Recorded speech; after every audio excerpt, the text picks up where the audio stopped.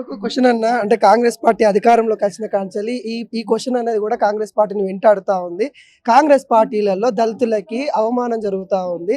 దళితులకి పదవులు ఇవ్వాలంటే ఆలోచిస్తా ఉన్నారు. ముఖ్యంగా అద్దంకి దయాకర్‌కి ముందుగానే మినిస్టర్ రావాల్సి ఉండే అలాంటి వ్యక్తులకి అవమానం జరుగుతా ఉంది కాంగ్రెస్ పార్టీలో అన్నట్టుగా స్వయంగా సీఎం రేవంత్ రెడ్డి కూడా మీ పేరు ప్రస్తావించిన సందర్భాలు కూడా చూసాం. నిజంగా అలాంటిది ఏమన్నా ఉందా కాంగ్రెస్ పార్టీలో? ఇప్పుడు 4 మంత్రులను ఇచ్చిండ్రు.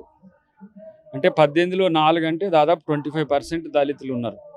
నేను కొంచెం చిన్నోని కాబట్టి లేటుగా వస్తుందేమో. విప్ అయితే చేసిండు కదా, సహాయ మంత్రి హోదా వచ్చింది. రేపు మంత్రి కూడా చేస్తాడు. ఆయన సందర్భం వచ్చిన అవసరం ప్రభుత్వానికి ఉన్నదనుకుంటే ముఖ్యమంత్రి గారు వెనకడికి ఏమి అలా అని చెప్పి పదవుల కొరకే పనిచేసే పరిస్థితి నాకుండదు. పర్టికులర్గా పదవులు వస్తూనే ఉంటాయి, పని చేసుకుంటూ పోవాలనే ఉద్దేశం.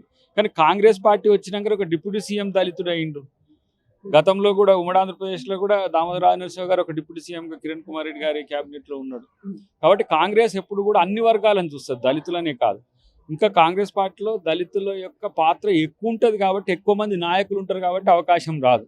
నా విషయంలో ఎందుకు చర్చ జరిగింది, రోజు మీతో ఉంటా కాబట్టి, రోజు మీడియాలో ఉంటా కాబట్టి, అరే కనపడే ఫేసు అద్దంకి దయాకర్ది అవుతుంది. కానీ ప్రజలు కోరుకుంటారు, మీడియా మిత్రులు కోరుకుంటారు.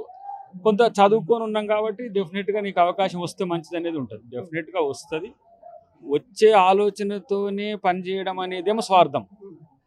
పని చేస్తున్న క్రమంలో రావాలని కోరుకోవడం అనేది నిజాయితీ. కాబట్టి మేము బాబాసాహెబ్ అంబేద్కర్ యొక్క వారసులుగా లేదంటే ఆయన అనుచరులుగా మేము ఎప్పుడు కూడా పదవీకాంక్ష లేకపోతే ఐకనిక్ పాలిటిక్స్ మీద అనేది కేంద్రీకృతంగా ఒక వ్యక్తి కేంద్రకంగా రాజకీయాలు అట్లాంటి వాటికి దూరంగా ఉండాలి. కాబట్టి నేను ఎప్పుడు కూడా పదవి రానప్పుడు కూడా మీతో ఇట్లనే ఉన్నా.